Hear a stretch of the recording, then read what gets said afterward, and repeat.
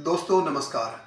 आज की वीडियो मेरी एक प्रेरणा की वीडियो है, एक मोटिवेशन के लिए वीडियो है। वीडियो मैंने एक कहीं शास्त्र में कल एक दृष्टांत पढ़ा है, मुझे बहुत ही उपयोगी लगा, बहुत ही बढ़िया लगा, इसलिए मैंने सोचा कि आपके साथ साझा करूं। इसमें मुख्य उद्देश्य है चुगलखोरी का। एक बार एक राजा अपने घर में ब्राह्मणों को भोजन करा रहे थे।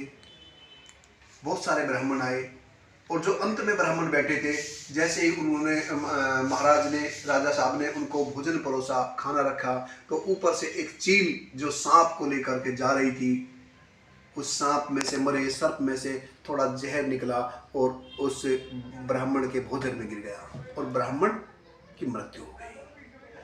अब यमराज साहब ब्रह्म हत्या का दोष किसको दे? इसमें दोषी कौन है? राजा, जिसको कुछ नहीं पता बेचारे को, वो सिर्फ भोजन करा रहा है, या वो चील जो अपने बच्चों के लिए आहार लेकर जा रही है, या वह पहले से ही मरा हुआ सांप जिसका जहर उस खाने में पड़ गया? यमराज की कुछ समझ में नहीं आया कि ब्रह्म हत्या का दोष किसके ऊपर दे। तो यमराज ने वह फाइल कुछ दिन के लिए क्लोज कर दी। कुछ दिन बाद में कुछ ब्राह्मण उसी गांव में आते हैं और एक महिला से पूछते हैं कि माता जी, यहाँ पे राजा साहब का घर कहाँ पे है, हमें यहाँ पे खाना खाना है। उस महिला ने कहा कि राजा साहब का घर तो थोड़ा आगे है, लेकिन ध्यान रखना, यह राजा ब्राह्मणों को खाने में जहर दे करके मार देता है। जैसे ही यह बात यमराज तक पहुंची, यमराज ने कहा कि ब्रह्म हत्या का दोष इस महिला को दिया जाए। जो चंद्रगुप्त है उन्होंने कहा कि महाराज, इस महिला को दोष क्यों दिया जाए? कह रहे कि जो राजा थे उसने अनजाने में, उसको कुछ पता ही नहीं है, उसने सिर्फ खाना खिलाया था।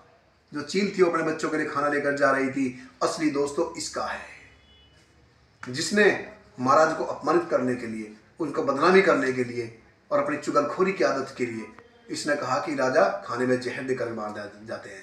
इस बात में कोई सच्चाई नहीं है। दोस्तों, आज जैसा कि इस पर गहन चिंतन किया जाए, ध्यान दिया जाए, तो बहुत सारे लोग अपने जीवन में यही करते हैं, यानी देखते हैं कि सच्चाई क्या है, सच्चाई पर जाने की कोशिश ही नहीं करते और फलाने आदमी की बुराई करने लग जाते हैं कि वो ऐसा है, उसने ऐसा किया। तो दोस्तों, चुगलखोरी कभी कभी बहुत भारी पड़ जाती है। इसीलिए जब तक किसी को ना देखे, ना परखे, किसी के बारे में कुछ नहीं कहे, इस कहानी से कुछ तो प्रेरणा ले। धन्यवाद। जय श्री राम।